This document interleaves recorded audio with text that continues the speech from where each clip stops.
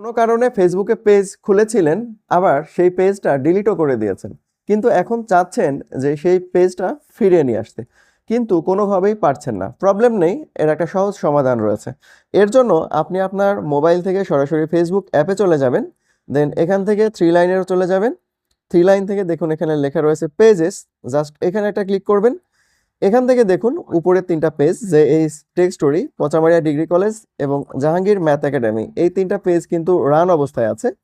এবং পরের 2টা পেজ, যে এই tech story 2 and tech masters Jahangir, এই 2টা পেজ কিন্তু ইনঅ্যাক্টিভ অবস্থায় রয়েছে, বা আমি এটা ডিলিট করে দিয়েছিলাম কিন্তু এখনো ডিলিট হয়নি।